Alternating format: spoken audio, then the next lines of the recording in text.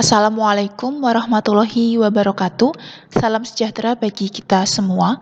Pada kesempatan kali ini kita akan membahas tentang hasil kali skalar dua vektor atau hasil kali titik atau dot product. Pada dasarnya ada dua jenis hasil kali dua vektor, yaitu hasil kali skalar atau dot product dan hasil kali vektor atau cross product. Yang akan kita bahas pada kesempatan kali ini adalah hasil kali skalar dua vektor atau hasil kali titik atau dot product. Mengapa disebut hasil kali skalar? Mengapa disebut hasil kali titik atau dot product? Pada pembahasan hasil kali skalar dua vektor ini dibagi menjadi tiga bagian. Yang pertama, konsep hasil kali skalar dua vektor atau dot product. Yang kedua, sudut antara dua vektor. Yang ketiga, sifat-sifat hasil kali skalar dua vektor. Yang pertama, konsep hasil kali skalar dua vektor atau dot product. Perhatikan gambar berikut. Di sini ada dua vektor, yaitu vektor A dan vektor B, yang keduanya membentuk sudut alfa. Perhatikan definisi berikut. Untuk vektor A yang tidak sama dengan vektor 0 dan vektor B yang tidak sama dengan vektor 0, maka hasil kali skalar vektor A dan vektor B ditulis sebagai vektor A dot vektor B. Dibaca A dot B didefinisikan sebagai vektor A dot vektor B itu sama dengan panjang vektor A dikalikan panjang vektor B dikalikan cos alfa, di mana alfanya itu adalah sudut antara vektor A dan vektor B.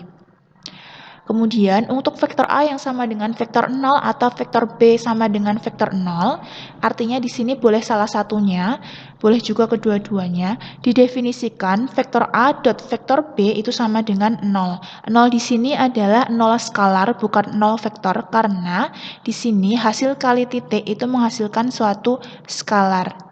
Berdasarkan definisi, notasi yang digunakan dalam hasil kali ini berupa titik atau dot, sehingga disebut hasil kali titik atau dot product.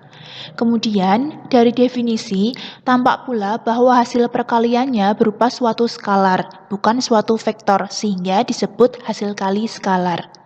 Perhatikan, jika vektor-vektornya diketahui dalam bentuk komponen dan sudut antara kedua vektor tidak diketahui, lalu bagaimana cara menentukan hasil kali titiknya? Perhatikan lagi gambar berikut. Di sini juga ada dua vektor, yaitu vektor A dan vektor B. Lalu vektor A dan vektor B itu membentuk sudut alfa. Misalkan vektor A itu komponennya A1, A2, A3, dan vektor B komponennya B1, B2, B3. Apabila vektor A itu sama dengan vektor OA, sama dengan A1, A2, A3, dan vektor B sama dengan vektor OB sama dengan B1, B2, B3, ini berarti koordinat dari A, A1, A2, A3, dan koordinat B, B1, B2, B3.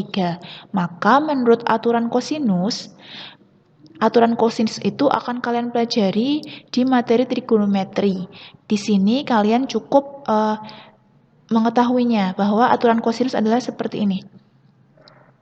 AB kuadrat sama dengan OA kuadrat ditambah OB kuadrat dikurangi 2 kali OA kali OB dikalikan cos alfa. Dengan rumus jarak dan besar vektor, lengkapi pernyataan berikut. Jadi dari slide sebelumnya kita kan punya ini, AB kuadrat sama dengan OA kuadrat ditambah OB kuadrat dikurangi 2 kali OA dikalikan OB dikalikan cos alfa. Ini ekuivalen dengan yang baris ketiga ini. Jadi, kenapa seperti ini jadinya? Itu menggunakan rumus jarak dan besar vektor. Jadi kan di sini kan jarak AB dikuadratkan. Kalau misalnya jarak AB saja kan ada akarnya, karena dikuadratkan maka akarnya hilang untuk yang ruas kiri. Nah, untuk yang ruas kanan di sini juga sama, jarak OA itu kan jarak dari O ke A dikuadratkan berarti juga akarnya hilang. Nah, O itu kan titik pangkal 0,0,0, jadi A1 dikurangi 0 itu kan langsung kita tulis saja sebagai A1. Kemudian A2 kurangi 0 juga A2, dan A3 kurangi 0 juga A3. Kemudian ada kuadratnya. Nah, untuk OB juga sama. Nah, kemudian untuk yang OA kali OB kali cos alfa, di sini OA itu kan tidak lain panjang OA. Panjang OA itu kan sama dengan panjang vektor OA atau panjang vektor A. Kemudian OB itu juga panjang OB sama dengan panjang vektor B. Kemudian untuk baris selanjutnya di sini dikuadratkan seperti biasa, diuraikan jadi seperti ini masing-masingnya. Kemudian yang ruas kanan tetap. Kemudian selanjutnya proses selanjutnya adalah kedua ruas kita kurangi dengan ini A1 kuadrat tambah A2 kuadrat tambah A3 kuadrat ditambah B1 kuadrat ditambah B2 kuadrat tambah B3 kuadrat. Nah, karena dikurangi kan jadi di sini kurang-kurang. Kemudian baris selanjutnya di sini kurungnya sudah dihilangkan. Kalau yang di sini kurungnya hilang kan tetap saja. Kalau yang ini kurungnya hilang maka tanda positifnya menjadi tanda negatif semua. Untuk yang ruas kanannya masih sama seperti atasnya. Kemudian selanjutnya dihitung yang ruas kiri menghasilkan ini. Negatif 2 kali A1 kali B1 kurangi 2 kali A2 kali B2 kurangi 2 kali A3 kali B3 sama dengan negatif 2 kali panjang vektor A kali panjang vektor B kali cos alfa. Kemudian yang ruas kirinya negatif 2-nya saya keluarkan, kemudian dalam kurungnya masih tinggal ini A1 kali B1 tambah A2 kali B2 tambah A3 kali B3. Ruas kanannya tetap. Kemudian ruas kirinya masih tetap seperti atasnya. Nah, ruas kanannya ini kan yang ini panjang vektor A kali panjang vektor B kali cos alfa ini kan berdasarkan definisi hasil kali titik tadi tidak lain adalah vektor A dot vektor B. Nah, dari sini kalau negatif 2-nya itu sama-sama kita hilangkan dengan cara membagi negatif 2, maka kita peroleh vektor A dot vektor B itu sama dengan A1 kali B1 tambah A2 kali B2 tambah A3 kali B3, di mana A1 A2 A1 A2 A3 itu adalah komponen dari vektor A dan B1 B2 B3 itu adalah komponen dari vektor B. Sehingga kita peroleh kesimpulan, misalkan vektor A adalah A1, A2, A3, dan vektor B adalah B1, B2, B3, maka vektor A dot vektor B itu sama dengan A1 kali B1 ditambah A2 kali B2 ditambah A3 kali B3. Ini adalah rumus hasil kali titik jika diketahui komponen dari vektornya dan tidak diketahui sudut antara kedua vektornya. Pembahasan yang kedua adalah sudut antara dua vektor. Perhatikan, dari rumus yang pertama yaitu vektor A dot vektor B sama dengan panjang vektor A kali panjang vektor B kali cos alfa. Kemudian rumus yang kedua, vektor A dot vektor B sama dengan A1 kali B1 tambah A2 kali B2 tambah A3 kali B3. Maka kita bisa peroleh bahwa cos alfa itu sama dengan vektor A dot vektor B dibagi panjang vektor A kali panjang vektor B. Kemudian kita peroleh kesimpulan di sini cos alfa itu sama dengan A1 kali B1 tambah A2 kali B2 tambah A3 kali B3 dibagi akar dari dalam kurung A1 kuadrat ditambah A2 kuadrat tambah A3 kuadrat dikalikan dalam kurung B1 kuadrat tambah B2 kuadrat tambah B3 kuadrat. Rumus ini dapat digunakan untuk mencari sudut antara dua vektor. Jadi nanti dari rumus ini kan ketemu nilai cosnya. Kemudian untuk mencari nilai sudutnya atau alfanya itu menggunakan ARC cos atau inverse dari cos. Pembahasan yang ketiga adalah sifat-sifat hasil kali skalar dua vektor. Yang A, hasil kali skalar dua vektor bersifat komutatif atau vektor A dot vektor B sama dengan vektor B dot vektor A. Artinya posisinya dibalik hasilnya akan sama saja. Kemudian yang B, hasil kali skalar dua vektor bersifat distributif terhadap penjumlahan. Maksudnya adalah jika vektor A dikalikan dalam kurung vektor B ditambah vektor C itu akan sama dengan vektor A kali vektor B ditambah vektor A kali vektor C. Lalu yang C, untuk skalar K berlaku K dikalikan dalam kurung vektor A kali vektor B itu akan sama dengan dalam kurung K kali vektor A baru dikalikan vektor B sama dengan juga vektor A dikalikan dalam kurung K kali vektor B. Lalu yang D, untuk vektor satuan I, J, dan K berlaku I dot I sama dengan J dot J sama dengan K dot K sama dengan 1. Lalu I dot J sama dengan J dot K sama dengan K dot I itu akan sama dengan 0. 1 dan 0 di sini adalah suatu skalar. Perhatikan di sini disebut vektor satuan. Vektor satuan itu adalah vektor yang panjangnya satu satuan. Nah, I, J, dan K ini kan adalah vektor basis yang panjangnya memang hanya satu satuan, sehingga juga disebut vektor satuan. Nah, vektor satuan yang lainnya juga bisa selain I, J, dan K, asal vektor tersebut panjangnya adalah satu satuan. Kemudian yang E, untuk setiap vektor A berlaku vektor A dot vektor A itu akan sama dengan panjang vektor A dikuadratkan. Lalu yang F, jika vektor A dot vektor B sama dengan 0 dan vektor A dan B itu bukan merupakan vektor 0, maka vektor A itu tegak lurus dengan vektor B. Kemudian yang G, jika vektor A tegak lurus vektor B, maka vektor A dot vektor B itu sama dengan 0. Cermati dan diskusikan contoh berikut. Yang pertama, diketahui vektor A sama dengan 2i tambah 2j dikurangi K, dan vektor B sama dengan 4i dikurangi K. Maaf, vektor B sama dengan 4i dikurangi 3K. Hitunglah yang A, vektor A dot vektor B, kemudian yang B, sudut antara vektor A dan vektor B. Penyelesaiannya, yang bagian A, vektor A dot vektor B adalah sebagai berikut.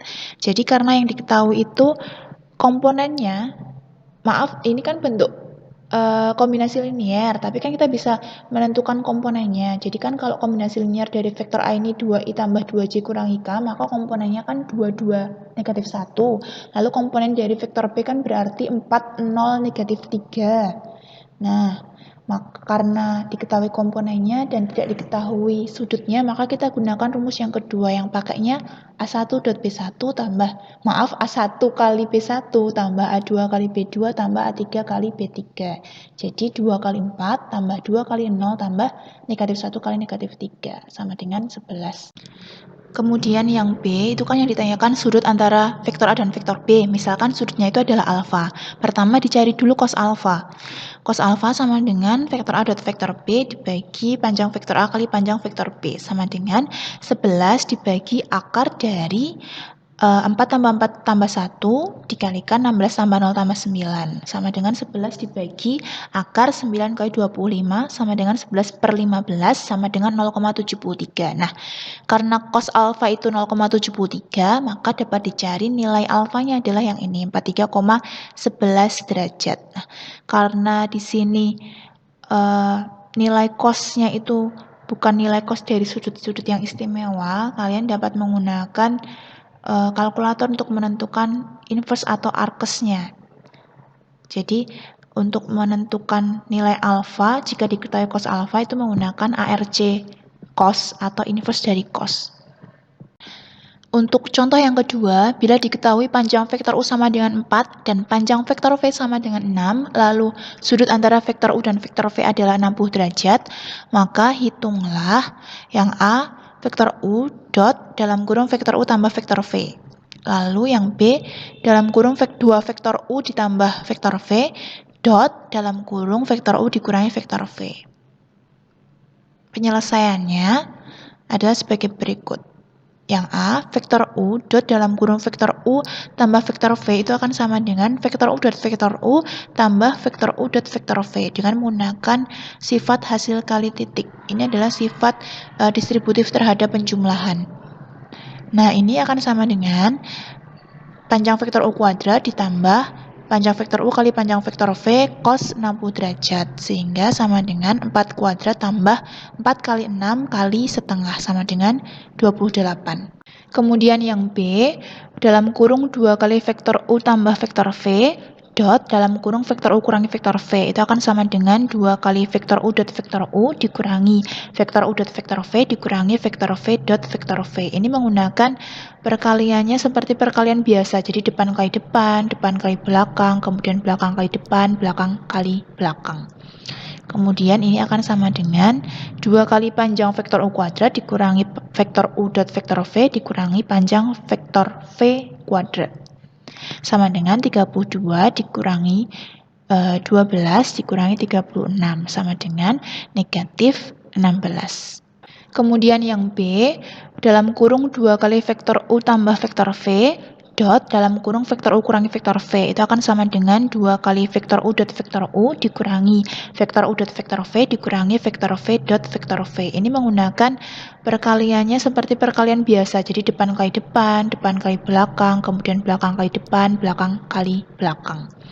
Kemudian ini akan sama dengan 2 kali panjang vektor U kuadrat dikurangi vektor U dot vektor V dikurangi panjang vektor V kuadrat. Sama dengan 32 dikurangi 12 dikurangi 36 sama dengan negatif 16. Untuk contoh yang ketiga, titik-titik sudut segitiga ABC adalah A 1,5,4, B 4,0,1, dan C 5,1,0. Titik D membagi AC sedemikian sehingga AD sama dengan seperempat AC. Tentukan koordinat titik D dan dengan perkalian vektor buktikan bahwa BD tegak lurus BC. Penyelesaiannya yang A dulu, AD sama dengan seperempat AC, maka ekuivalen dengan vektor AD sama dengan seperempat vektor AC. Ekuivalen dengan vektor D kurangi vektor A sama dengan seperempat kali dalam kurung vektor C kurangi vektor A. Ekuivalen dengan XD, YD, ZD, ini adalah komponen dari vektor D dikurangi 154 sama dengan seperempat dikali dalam kurung 510 dikurangi 154. Ekuivalen dengan XD, YD, ZD sama XD, YD, ZD dikurangi 154 sama dengan 1 negatif 1 negatif 1. Sehingga kita peroleh XD, YD, ZD-nya itu adalah 243. Jadi koordinat titik D-nya adalah 2,4,3. Kemudian untuk yang B tadi kan perintahnya menunjukkan BD dan BC saling tegak lurus. Pertama tentukan dulu vektor BD, itu kan sama dengan vektor D dikurangi vektor B sama dengan 243 kurangi 401 sama dengan negatif 242. Lalu vektor BC itu kan sama dengan vektor C kurangi vektor B sama dengan 510 kurangi 401 sama dengan 1 negatif 1. Nah, kemudian perhatikan di sini vektor BD dot vektor BC sama dengan negatif 242 dot 11 negatif 1 itu kan sama dengan, jadi kan definisi dot tadi kan sama dengan ini ya, perkalian antar komponen-komponennya kemudian dijumlahkan. Tadi kan A1 kali B1 tambah A2 kali B2 tambah A3 kali B3. Jadi kalau prakteknya di sini berarti negatif 2 kali 1 tambah 4 kali 1 tambah 2 kali negatif 1 sama dengan 0. Kemudian karena vektor BD dot vektor BC sama dengan 0, maka berdasarkan sifat hasil kali titik tadi kita peroleh BD tegak lurus dengan BC. Untuk meningkatkan kompetensi kalian, silakan dikerjakan soal-soal pada modul vektor terkait hasil kali titik. Terima kasih. Akhirul kalam. Wassalamualaikum warahmatullahi wabarakatuh.